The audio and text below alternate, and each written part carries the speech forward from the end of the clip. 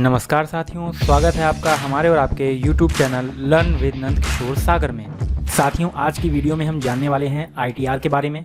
ITR क्या है, ITR forms क्या होते हैं, ITR फॉर्म्स कितने प्रकार के होते हैं और किसी व्यक्ति को अपना ITR फाइल करते समय किस फॉर्म को चुनना चाहिए। तो इन्हीं सब टॉपिक्स पर आज की वीडियो में हम बात करने वाले हैं। तो चलिए शुरू करते हैं आज की वीडियो। सबसे पहले हम जान लेते हैं ITR के बारे में। ITR क्या है? तो ITR जो कि शॉर्ट फॉर्म है इनकम टैक्स रिटर्न की।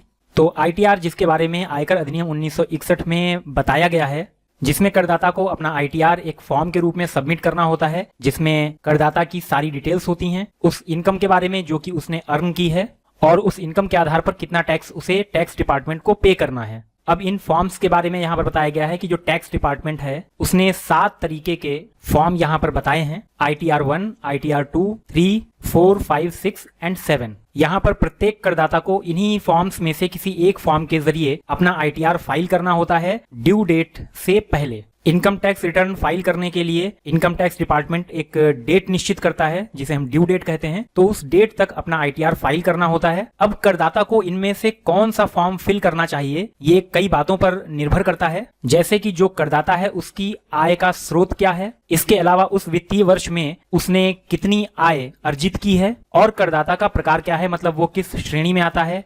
करदाता इंडिविजुअल्स की श्रेणी में आता है, HUF की कैटेगरी में आता है, कंपनी है, फर्म है इत्यादि। तो ये कुछ चीजें हैं कि इनकम कितनी हुई है, इनकम किस प्रकार की है, करदाता किस प्रकार का है। इन सारी बातों के आधार पर ही ये निष्कर्ष निकाला जाता है कि करदाता को कौन सा फॉर्म फिल करना चाहिए। अब आगे देख लेते हैं किसी व्यक्ति को ITR क्यों फाइल करना चाहिए। तो इसके कुछ रीजन हैं, कुछ कारण हैं जिस वजह से हमें ITR फाइल करना चाहिए। तो इसमें आप देख सकते हैं, अगर किसी फाइनेंशियल ईयर में किसी व्यक्ति का कुछ एडवांस टैक्स काट लिया गया है, TDS काट लिया गया है, जिसका वो रिफंड चाहता है, तो उस कंडीशन में उसे ITR फाइल करना होगा और वो उस ITR के माध्यम से दिखाएगा कि हमारे इस साल की इनकम इतनी है और इस वजह से हमारे इस वित्तीय वर्ष में हमारे ऊपर कोई भी टैक्स नहीं बन रहा है या जो टैक्स बन रहा है वो कम है और TDS के रूप में हमारे ऊपर ज्यादा टैक्स डिडक्ट कर लिया गया है जो कि हमें वापस चाहिए। तो इसका रिफंड लेने के लिए वो ITR को फाइल करेगा। इसके बाद में सेकेंड पॉइंट है, अगर किसी व्यक्ति ने किसी विदेशी संपत्ति के जरिए कुछ कमाई की है या उस संपत्ति में अपना पैसा इन्वेस्ट किया है तो ऐसी कंडीशन में भी ITR फाइल करना चाहिए।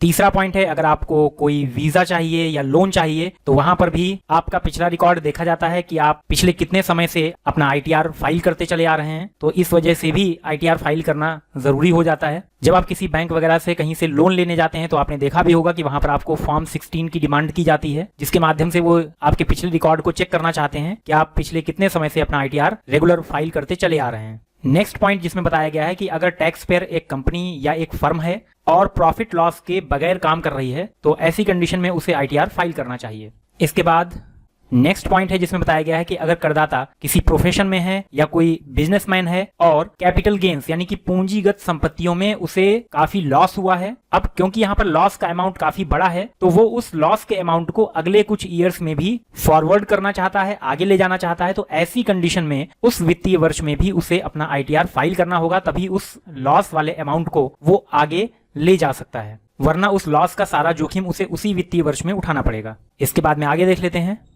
अब हमारे भारत देश में हमें ITR फाइल करना कब जरूरी है, जब हमें ITR फाइल करना ही चाहिए। तो ऐसी भी कुछ कंडीशंस हैं, जिसमें पहली कंडीशन है, अगर आपकी जो ग्रॉस टोटल इनकम है वो कर मुक्त सीमा से ज्यादा है तो आपको ITR फाइल करना ही चाहिए। टैक्स डिपार्टमेंट की तरफ से टैक्स पेयर्स के लिए एक कर मुक्त सीमा टैक्स एग्जेम्पशन लिमिट निर्धारित की जाती है। उससे कम इनकम होने पर ऑप्शनल है, आप चाहें तो ITR फाइल कर सकते हैं, अदरवाइज छोड़ भी सकते हैं। लेकिन अगर आपकी इनकम उस लिमिट से ज्यादा है तो फिर आपको ITR फाइल करना ही पड़ेगा। इसके बाद सेकेंड पॉइंट है जिसमें बताया गया है कि अगर आपकी इनकम जो कर मुक्त सीमा है उससे कम है तब भी आपको अपना ITR फाइल करना पड़ सकता है, अगर इनमें से कोई एक या एक से ज्यादा कंडीशंस आपके ऊपर लागू होती हो तब। तो यहाँ पर हम देख लेते हैं कि वो कौन कौन सी कंडीशंस हैं जिनके लागू होने पर हमें कर मुक्त सीमा से कम आय होने पर भी अपना ITR फाइल करना पड़ेगा।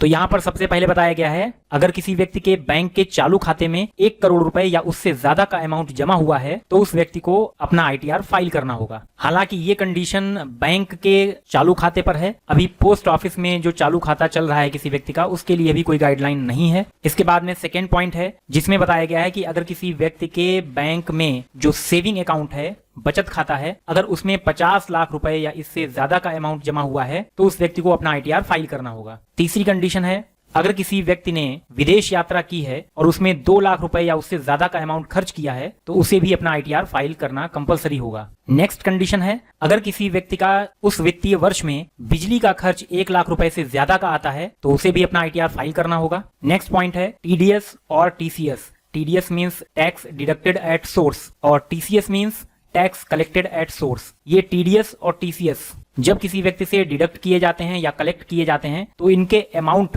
अगर उस वित्तीय वर्ष में 25,000 रुपए या इससे ज्यादा के हैं तो उस कंडीशन में उसे अपना आईटीआर फाइल करना होगा। सीनियर सिटीजन्स के लिए यहाँ पर अमाउंट को बढ़ाया गया है और उनके लिए अमाउंट है 50,000 रुपए। अगर ये अमाउंट टीडीएस के रूप में डिडक्ट किया गया है या टीसीएस के रूप में कलेक्ट किया गया है और क्योंकि ये अमाउंट 25,000 रुपए से ज्यादा है या सीनियर सिटीजन की कंडीशन में 50,000 रुपए से ज्यादा है तो इस वजह से उसे अपना आईटीआर फाइल करना होगा। नेक्स्ट पॉइंट है जिसमें बताया गया है कि अगर किसी बिजनेस का टर्नओवर यानी कि उसकी टोटल सेल या जो उसे भुगतान प्राप्त हुए हैं वो अमाउंट 60 लाख रुपए से ज्यादा का है उस वित्तीय वर्ष में तो उस कंडीशन में उसे अपना आईटीआर फाइल करना कंपलसरी होगा। और इसके बाद में लास्ट पॉइंट है जिसमें बताया गया है कि अगर किसी व्यक्ति की जो प्रोफेशनल इनकम है मतलब वो जिस भी प्रोफेशन में है उस प्रोफेशन से जो उसे आय जो इनकम प्राप्त हुई है वो 10 लाख रुपए से अगर ज्यादा है तो उस कंडीशन में उसे आईटीआर फाइल करना कंपलसरी होगा। तो ये कुछ पॉइंट्स थे जिनमें हमने देखा कि अगर करदाता की आय एक जो करमुक्त सीमा निर्धारित की गई है उससे ज्यादा निकल करके आती है उस कंडीशन में, या अगर उस व्यक्ति की आय करमुक्त सीमा से कम है लेकिन इन कंडीशंस में से कोई कंडीशन उसके ऊपर लागू हो रही है तब भी उसे अपना आईटीआर फाइल करना जरूरी होगा। इसके बाद में देख लेते हैं आगे। तो यहाँ पर जो 7 तरीके के आईटीआर फॉर्म्स बताए गए हैं अब हम यहाँ पर जानेंगे कि किस कंडीशन में कितनी इनकम होने पर किस प्रकार के करदाता होने पर कौन सा आईटीआर फॉर्म सबमिट करना होता है। यहाँ पर जितने भी फॉर्म्स दिए हुए हैं इनमें आपको ज्यादातर फॉर्म्स में कई समानताएं दिखाई पड़ेंगी। सिर्फ कुछ कंडीशन की वजह से फॉर्म जो है वो अलग अलग डिवाइड हो जाते हैं कि ऐसी कंडीशन यहाँ पर आ गई है इस वजह से ये वाला फॉर्म ना भर करके इस वाले फॉर्म को भरा जाएगा। तो ऐसी ही कुछ कंडीशंस जिनके बारे में हम यहाँ पर जानेंगे कि किस कंडीशन के होने पर या किस कंडीशन के ना होने पर हमें कौन सा फॉर्म फिल करना है। तो चलिए देख लेते हैं। अब यहाँ पर सबसे पहला फॉर्म है आईटीआर 1। इस फॉर्म को सहज नाम भी दिया गया है और इसे ऐसा नाम इसलिए भी दिया गया है क्योंकि सारे फॉर्म्स में सबसे आसान फॉर्म यही है, इसको फिल करना सबसे आसान है। इस फॉर्म को चाहे तो टैक्स पेयर अपने आप से फिल कर सकते हैं जबकि बाकी के फॉर्म्स के लिए सीए की हेल्प लेनी पड़ सकती है। तो देख लेते हैं इसमें कंडीशंस। पहली कंडीशन है कि कोई व्यक्ति जो कि भारत में ही निवास करता हो, भारत का निवासी हो, वो इस फॉर्म को फिल कर सकता है। सेकेंड पॉइंट है जिसमें ऊपर वाली कंडीशन के साथ में इस कंडीशन को भी वो व्यक्ति पूरा करता हो यानी कि जो उसकी इनकम है वो सैलरी या पेंशन के माध्यम से हुई हो और ये इनकम 50 लाख रुपए या इससे कम की हो। तो अगर ये कंडीशन किसी करदाता पर लागू होती है कि वो भारत का निवासी है और उसे उसकी आय वेतन या पेंशन के माध्यम से प्राप्त हो रही है और उसको प्राप्त होने वाली आय जो सालाना आय है, पूरे साल की जो आय है वो 50 लाख रुपए या उससे कम हो। इसके बाद में है तीसरी कंडीशन कि उसके पास एक से ज्यादा हाउस प्रॉपर्टी नहीं होनी चाहिए, केवल एक हाउस प्रॉपर्टी को ही यहाँ पर दिखाया जा सकता है। फोर्थ कंडीशन है जिसमें इनकम फ्रॉम अदर सोर्सेज, जो सैलरी के अलावा अन्य आय है तो उसमें अगर बताई गई इनकम में से कोई इनकम उसे हुई है तो उसे वो आईटीआर 1 के माध्यम से दिखा सकता है, जैसे कि बैंक में प्राप्त होने वाला इंटरेस्ट, लाभांश, डिविडेंड, परिवार में किसी अन्य व्यक्ति की अगर पेंशन मिल रही है तो family pension, consultancy fees, tuition fees वगैरह। तो अगर सैलरी के अलावा इनमें से किसी प्रकार की कोई आय उसे प्राप्त हुई है तो उसे भी आईटीआर 1 में दिखाया जा सकता है। यहाँ पर आय के अन्य स्रोतों में 2 चीजें छोड़ दी गई हैं, एक तो लॉटरी के माध्यम से अगर आय हुई है या फिर हॉर्स रेस में किसी प्रकार की आय प्राप्त हुई है तो इन दोनों चीजों को हम आईटीआर 1 में नहीं दिखाएंगे। इसके अलावा जो अन्य आय हैं उनको यहाँ पर दिखाया जा सकता है। और इसके बाद में नेक्स्ट है इनकम फ्रॉम एग्रीकल्चर, जो कृषि से आय है वो यहाँ पर अधिकतम 5,000 रुपए तक दिखाई जा सकती है, यानी किसी व्यक्ति को अगर कृषि से कोई आय प्राप्त हुई है और वो 5,000 रुपए से कम है तो उसे आईटीआर 1 में दिखाया जा सकता है। तो ये एक सिंपल सा फॉर्म है, लिमिटेड चीजें इसमें पूछी जाती हैं और जिसकी इनकम लिमिटेड है, सैलरी के माध्यम से या अन्य कोई लिमिटेड सोर्स हैं जिनके माध्यम से इनकम हुई है तो वो आईटीआर 1 में दिखाई जा सकती है। इसके बाद में आ जाते हैं नेक्स्ट फॉर्म पर जो कि है आईटीआर 2। तो यहाँ पर आईटीआर 2 में सेम ऊपर वाली जो कंडीशन थी उसके अलावा एक चीज यहाँ पर जुड़ गई है। अब यहाँ पर आईटीआर 2 में आप देख सकते हैं कि यहाँ पर इंडिविजुअल्स के अलावा HUF को भी शामिल कर लिया गया है, मतलब ऐसे इंडिविजुअल या HUF जो भारत में ही निवास करते हैं या भारत के बाहर निवास करते हैं लेकिन उनका जो बिजनेस है वो भारत में चल रहा है, तो उन्हें अपनी इनकम को शो करने के लिए आईटीआर 2 को यूज करना है। इसके बाद में आप नेक्स्ट पॉइंट को देख सकते हैं जिसमें बताया गया है कि ITR 2 में हर वो इनकम दिखाई जा सकती है जिसे हम ITR 1 में दिखा रहे थे, उसे ITR 2 में भी दिखाया जा सकता है। ITR 1 के अलावा भी कुछ अदर इनकम है जो यहाँ पर पूछी जाती हैं, तो उन्हें दिखाने के लिए हम ITR 2 को ही यूज करेंगे। तो ऐसी चीजें जो ITR 1 में नहीं थी लेकिन यहाँ पर हैं, तो उन्हें हम देख लेते हैं कि वो कौन कौन सी चीजें हैं जो ITR 2 में हमें दिखानी है। तो जैसा कि अभी हम जान चुके हैं कि सैलरी या पेंशन के माध्यम से इनकम अगर 50 लाख रुपए से कम है तो हम उसे ITR 1 में दिखा रहे थे, लेकिन अगर ये इनकम 50 लाख रुपए से ज्यादा है तो हम उसे ITR 2 के माध्यम से दिखाएंगे। इसके बाद में नेक्स्ट पॉइंट है एग्रीकल्चरल इनकम। जो कृषि से आय है वो 5,000 से कम होने पर हम ITR 1 भरते थे, लेकिन अगर 5,000 रुपए से ज्यादा की आय को हमें दिखाना है तो उसे हम ITR 2 में शो करेंगे। इसी तरीके से एक से ज्यादा हाउस प्रॉपर्टी होने पर उनकी डिटेल्स को दिखाने के लिए हमें ITR 2 को यूज करना होगा। नेक्स्ट है कैपिटल गेन्स, जो पूंजीगत संपत्तियां हैं उनको दिखाने के लिए हम ITR 2 को यूज करेंगे। इसके बाद है क्लबिंग इनकम। क्लबिंग इनकम को दिखाने के लिए भी हम ITR 2 को यूज करेंगे। क्लबिंग इनकम का यहाँ पर मतलब ये है कि जो करदाता है उस करदाता के परिवार में कोई अन्य व्यक्ति है जिसकी इनकम को भी करदाता की इनकम में शामिल किया जाता हो, तो ऐसी इनकम को हम क्लबिंग इनकम कहते हैं जिसे हम ITR 2 में दिखाएंगे। अब यहाँ पर क्लबिंग इनकम का क्या मतलब है, यहाँ पर हम थोड़ा शॉर्ट में इसे जान लेते हैं। जैसे कि करदाता ने मान लेते हैं कि अपनी वाइफ को अपनी इनकम का कुछ हिस्सा दिया और वाइफ ने उस अमाउंट को कहीं पर फिक्स कर दिया या मान लेते हैं म्यूचुअल फंड में इन्वेस्ट कर दिया। अब उससे होने वाली इनकम को वाइफ की इनकम ना मान करके उस टैक्स पेयर की इनकम ही माना जाएगा और उस इनकम को हम कहेंगे क्लबिंग इनकम। तो इस प्रकार की इनकम को भी हमें ITR 2 में शो करना होता है। नेक्स्ट है अगर करदाता किसी कंपनी का डायरेक्टर है तो वो ITR 2 के माध्यम से अपना रिटर्न फाइल करेंगे। इसके बाद में है अगर अनलिस्टेड इक्विटी शेयर्स को टैक्स पेयर के द्वारा होल्ड किया गया है, इसमें पैसा इन्वेस्ट किया गया है, तो इसे भी हम ITR 2 में दिखाते हैं। नेक्स्ट है विदेशी संपत्तियों में अगर पैसा इन्वेस्ट किया है या उनसे किसी प्रकार की इनकम प्राप्त हुई है तो उसे भी ITR 2 में दिखाया जाएगा। और अगर किसी रिलेटिव से कोई गिफ्ट प्राप्त होता है तो उसको दिखाने के लिए भी हम ITR 2 को यूज करेंगे। तो ये कुछ कंडीशंस थी जिनके होने पर हमें अपना रिटर्न ITR 2 के माध्यम से फाइल करना होता है। नेक्स्ट देख लेते हैं ITR 3। ITR 3 यहाँ पर भी लगभग वही चीजें हैं जो ITR 2 में थी। तो किसी भी इंडिविजुअल या HUF की कंडीशन में जिसमें इनकम बिजनेस या प्रोफेशन के माध्यम से हुई हो, सैलरी या पेंशन के माध्यम से हुई हो, हाउस प्रॉपर्टी के माध्यम से हुई हो, पूंजीगत संपत्तियों को, पूंजीगत लाभ को यहाँ पर दिखाया जा सकता है और इसके अलावा इनकम फ्रॉम अदर सोर्सेज को भी यहाँ पर हम शो कर सकते हैं। तो ITR 3 जो है वहां पर चीजों को थोड़ा और विस्तार से दिखाया जाता है। इसके बाद में आप देख सकते हैं अगर किसी प्रकार की इंट्राडे ट्रेडिंग की गई है या फ्यूचर्स एंड ऑप्शंस में ट्रेड किया गया है तो उससे होने वाली इनकम को भी हम यहाँ पर शो करेंगे ITR 3 के माध्यम से। इसके बाद में है कोई पार्टनरशिप फर्म या LLP जिसे हम बोलेंगे लिमिटेड लायबिलिटी पार्टनरशिप। तो पार्टनरशिप की कंडीशन में भी हमें अपना जो ITR है वो ITR 3 के माध्यम से फाइल करना होता है। और इसके बाद में यहाँ पर कुछ सेक्शंस बताए गए हैं, सेक्शन 44AD, 44ADA, 44AE। अगर करदाता को अपने वित्तीय वर्ष में जो लाभ प्राप्त हुआ है वो इन सेक्शंस में बताई गई सीमा से कम है तो करदाता को अपनी इनकम को ITR 3 के माध्यम से शो करना होगा। तो ITR 3 के बाद में अब हम आ जाते हैं ITR 4 पर। अब ITR 4 के पहले पॉइंट में आप यहाँ पर देख सकते हैं कि जो इनकम हमने ITR 1 में दिखाई थी उन सारी इनकम को यहाँ पर ITR 4 में भी दिखाया जा सकता है। मतलब सैलरी या पेंशन के माध्यम से जो इनकम प्राप्त हुई है उसे यहाँ पर दिखा सकते हैं, हाउस प्रॉपर्टी से होने वाली इनकम को यहाँ पर दिखा सकते हैं, इनकम फ्रॉम अदर सोर्सेज को भी हम यहाँ पर दिखा सकते हैं। इसके अलावा किसी बिजनेस या प्रोफेशन से होने वाली इनकम को भी हम यहाँ पर दिखा सकते हैं, जैसे कि फ्रीलांसर्स, कंसल्टेंसीज और इसके अलावा जो छोटी मैन्युफैक्चरिंग कंपनीज हैं उनको भी यहाँ पर दिखाया जा सकता है ITR 4 में। थर्ड पॉइंट पे आप देख सकते हैं कि जो प्रोफेशनल्स हैं तो अगर उनकी इनकम 50 लाख रुपए या इससे कम की है तो वो ITR 4 में इसे दिखा सकते हैं। इसके बाद में जो छोटे व्यापारी हैं अगर उनकी इनकम सालाना 2 करोड़ रुपए से कम की है तो वो ITR 4 के माध्यम से अपनी इनकम को शो करेंगे। और इसके बाद में जो सेक्शंस ऊपर बताए गए थे वहां पर एक लिमिट थी, उस लिमिट से कम प्रॉफिट होने पर ITR 3 था, जबकि यहाँ पर जो इनकम प्राप्त हुई है वो इनकम इन सेक्शंस में बताए गए दायरे से अगर ज्यादा है तो फिर उसके लिए ITR 4 को हम यूज करेंगे। जैसे कि सेक्शन 44AD, इसमें एक टर्नओवर लिमिट बताई गई है स्मॉल बिजनेसमैन के लिए जो छोटे व्यापारी हैं। जैसे कि सेक्शन 44AD, यहाँ पर जो छोटे व्यापारी हैं उनके टर्नओवर की एक लिमिट बताई गई है जो कि है 3 करोड़ रुपए। तो कम से कम 3 करोड़ रुपए या इससे ज्यादा की अगर इनकम हुई है तो हम ITR 4 को यूज करेंगे, जबकि इससे कम इनकम होने पर हम ऊपर देख चुके हैं कि हमें ITR 3 को यूज करना था। इसी तरीके से आगे सेक्शन 44ADA जो कि प्रोफेशनल्स के लिए है, जैसे कि डॉक्टर्स, लॉयर्स, इंजीनियर्स वगैरह, तो इनके लिए जो लिमिट निर्धारित की गई है वो है 75 लाख रुपए। तो 75 लाख या इससे ज्यादा की इनकम होने पर ITR 4 को यूज करना है, जबकि कम की कंडीशन में ITR 3 को यूज करना है।